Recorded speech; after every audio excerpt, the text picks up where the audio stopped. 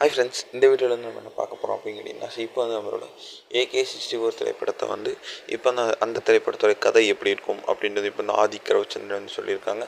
இந்த ஒரு விஷயம் ரசிகர் மத்தியில் ரொம்ப ரொம்ப ட்ரெண்டிங்காக போயிட்டுருக்கு அப்படின்னு சொல்லலாம். ஸோ நம்மளோட தல அஜித்தோட குட் பேட் அக்லி திரைப்படத்தோட ரிலீஸ் வந்து கொஞ்சம் மாதத்துக்கு நடக்குது. அண்ட் வசூலையும் வந்து செம்மையான வசூல் பெற்றது அப்படின்னு சொல்லலாம். இப்போ வந்து நம்ம தல அஜித் வந்து அவரோட கார் ரேஸ் கரியரில் வந்து ரொம்பவே தீவிரமாக வந்து ஃபோக்கஸ் பண்ணிகிட்டு இருக்காங்க. அதனால் வந்து அவர் வந்து இப்போதைக்கு எந்த ஒரு படத்துக்கு கமிட் ஆகவில்லை அப்படின்ட்டு சொல்லியிருந்தாங்க. ரேசிங் சீசன் முடிந்த இந்த வருடத்துடன் தான் இறுதியில் தான் வந்து அவர் வந்து அடுத்த படத்தை வந்து தொடங்க இருக்கிறார் அப்படின்னு ஏற்கனவே சொல்லிட்டாரு. இந்நிலை இப்போ வந்து தல அஜித்தோட அடுத்த படமான AK-64 படத்தை வந்து இயக்குவதற்கான உறுதி வந்து நம்மளோட ஆதிக் ரவிச்சந்திரன் வந்து செஞ்சுருக்காரு லேட்டஸ்ட்டான இன்டர்வியூவில். ஏன்னா வந்து நிறைய பேர் வந்து ரூமர்ஸும் பரப்பிட்டு இருந்தாங்க. ஸோ ஆதிக் ரவிச்சந்திரன் இல்லை அப்படின்ற பேரில்.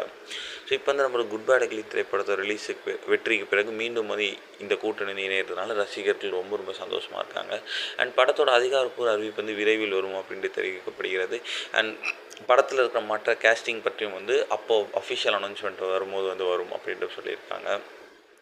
மேலும் வந்து பெரிய ட்விஸ்ட்டு கொடுக்குற விதமாக வந்து இந்த திரைப்படம் வந்து ஒரு கேங்ஸ்டர் படம் இல்லை அப்படின்ட்டு வந்து சொல்லியிருக்காங்க. வேறு ஜானரில் எடுக்கப்படும் அப்படின்ட்டு சொல்லியிருக்காங்க. அதனால் வந்து தல அஜித் ஃபேன்ஸ் வந்து எப்படி இருக்கும் அப்படின்ட்டு யோசனையிலேயே வந்து சுற்றிட்டு இருக்காங்க.